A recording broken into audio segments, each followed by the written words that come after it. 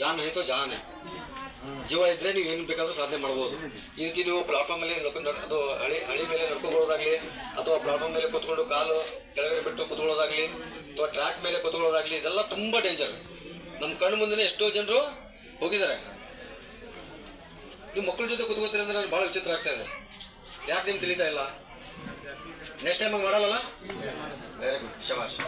ಈಗ ಕೂಲಾಗಿ mind cool ಮಾಡ್ಕೊಳ್ರಿ. ಕೆಲವೊಂದು ಇಂಪಾರ್ಟೆಂಟ್ ಅವೇರ್ನೆಸ್ ಮಾಡ್ತೀವಿ, ಭಾಳ ಚೆನ್ನಾಗಿರುತ್ತೆ.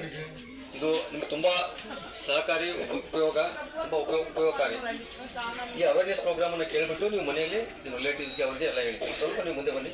ಆ ರೆಡ್ ಏನಿದೆಯಲ್ಲ, ಆ ರೆಡ್ ಬಿಟ್ಟು ಈ ಕಡೆ ಬಂದ್ಬಿಡಿ.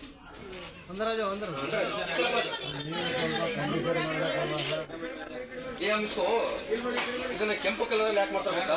ಡೇಂಜರ್. ಈಗ ನೀವು ಕಂಡೀಷನ್ ಮಾಡ್ಬೇಕಲ್ಲ, ಅಲ್ಲಿ ನೋಡಿ ನಿಮ್ಮ ಮುಂದ್ಗಡೆ ಏನ್ ಮಾಡ್ತೀವಿ, ಅದೇ ರೈಲ್ವೆ ಸ್ಟೇಷನ್ ನೀವೇ ಕಂಡೀಷನ್ ಮಾಡಬೇಕು. ಸುಮ್ಮನೆ ಈ ತರ ಪ್ರೋಗ್ರಾಮ್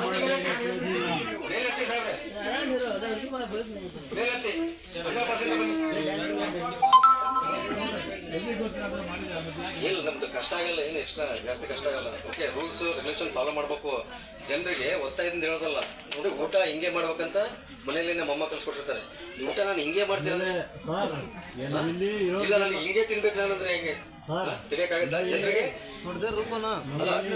ಇರೋರಿಗೆಲ್ಲ ರೂಲ್ಸ್ ಗೊತ್ತು. ಏನಂದ್ರೆ ಸತ್ತೋದ್ರೆ ಬಾಡಿ ನಿಮ್ಮ ಇಲಾಖೆಗೆ ಹಣ ಕಟ್ಟಿ ತಗೊಂಡೋಗ್ಬೇಕು ಅಂತ, ಆದ್ರೂ ಹಂಗೆ ಮಾಡ್ತಾರೆ.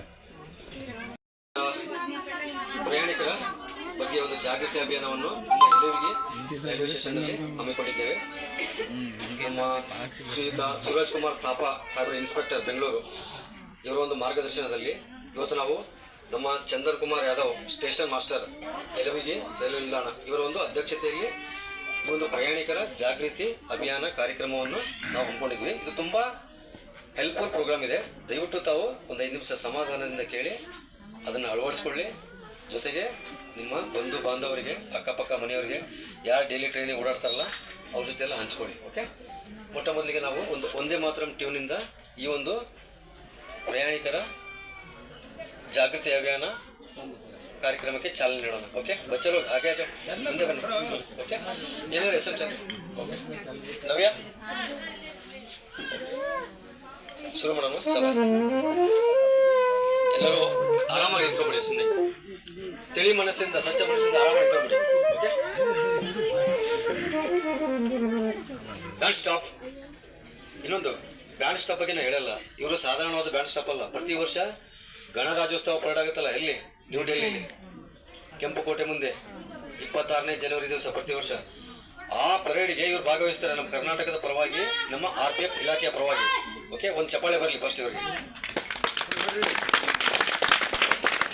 Band stop ready?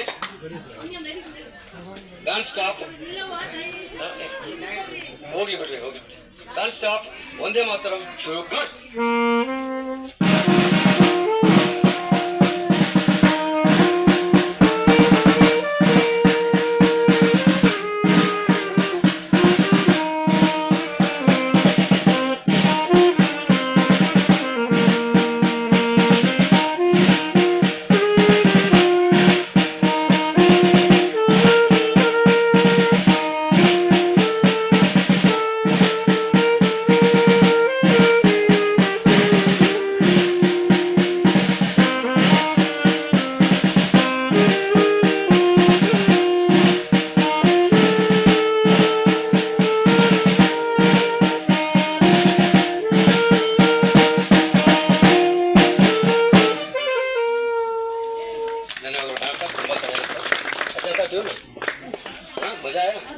ಓಕೆ, ಈಗ ಮೇನ್ ಪಾಯಿಂಟಿಗೆ ಬರ್ತೀನಿ. ಸ್ವಲ್ಪ ಶಾಂತ ರೀತಿಯಿಂದ ಕೇಳಿಸೋದು. ನಾನು ಅವಾಗಲೇ ಹೇಳಿದೆ, 2-3 ಸರಿ ನಾನು ಅಲ್ಲಿ ನಿಂತು ವಿಡಿಯೋ ಮಾಡ್ತಿದ್ದೆ, ಫೋಟೋ ಮಾಡ್ತಿದ್ದೆ. ಅಬ್ಸರ್ವ್ ಮಾಡಿದ್ದೀರಾ? ನೋಡಿ, ಮಕ್ಕಳು ಈ ದೇಶದ ಆಸ್ತಿ. ಅವ್ರಿಗಿನ್ನ ಏನೂ ಗೊತ್ತಿಲ್ಲ, ಅವ್ರಿಗಿನ್ನ ಏನೂ ನಾಲೆಜ್ ಇರಲ್ಲ. ನಾವು ಅವ್ರಿಗೆ ಕೈ ಹಿಡಿದು ನಡೆಸ್ಬೇಕು ಮುಂದೆ. ಗೊತ್ತಾಯ್ತಾ? ನಾವೇ ಅವ್ರಿಗೆ ಬುದ್ಧಿ ಕಲಿಸಿಲ್ಲ ಅಂದರೆ ಹೆಂಗೆ? ಹೌದಾ? ಹಾಗಾಗಿ ನೋಡಿ, ನಿಮ್ಮ ಸಲಕ್ಕೆ ಲಕ್ಷಾಂತರ ರೂಪಾಯಿ ಖರ್ಚು ಮಾಡಿದ್ದಾರೆ. ಖರ್ಚು ಮಾಡಿಬಿಟ್ಟು ಅಂಡರ್ ಪಾಸ್ ಮಾಡಿದ್ದಾರೆ. ಆರಾಮಾಗಿ ಇಳಿಬೋದು, ಆರಾಮಾಗಿ ಹತ್ಬೋದು. ಶಾರ್ಟ್ಕಟ್ ಹೋಗ್ತಿರಲ್ಲ, ಅದು ಯಾವತ್ತಿದ್ರು ಡೇಂಜರ್. ಇದಂತಲ್ಲ, ಜಲ್ದಿ ಶ್ರೀಮಂತರಾಗೋದು, ಶಾರ್ಟ್ಕಟ್ ಏನೋ ವ್ಯವಹಾರ ಮಾಡ್ತಾರಲ್ಲ, ಅದು ಯಾವತ್ತಿದ್ರು ಡೇಂಜರು. ಯಾವತ್ತಿದ್ರೂ ಹಾನಿಕಾರಕನೇ ಅದು. ಹಾಗಾಗಿ ಸ್ವಲ್ಪ ನಿಧಾನವಾದರೂ ಪರವಾಗಿಲ್ಲ, ಆರಾಮಾಗಿ ಬನ್ನಿ, ಸೇಫಾಗಿ ಬನ್ನಿ, ರೂಲ್ಸನ್ನು ಫಾಲೋ ಮಾಡಿ. ಹೌದಾ? ನಮ್ಮ ಸಲ ಮಾಡಿದ್ರಲ್ಲ, ನಿಮ್ಮ ಸಲ ಮಾಡಿದ್ರಲ್ಲ 100%. ಆದರೂ ಮತ್ತೆ ಇಲ್ಲಿಂದ ಬರೋ ಉದ್ದೇಶ ಏನು ನನಗೆ ಗೊತ್ತಾಗಲಿಲ್ಲ ಅದು.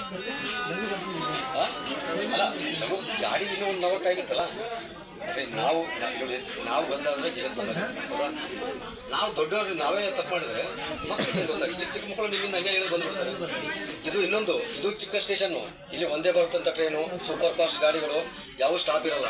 ನೀವು ಒಂದೇ ಸಲ ಕುಟುಂಬದೊಂದಿಗೆ ಬ್ಯಾಗ್ ತೊಗೊಂಡು, ಲಗೇಜ್ ತೊಗೊಂಡು, ಮಕ್ಕಳ ಜೊತೆ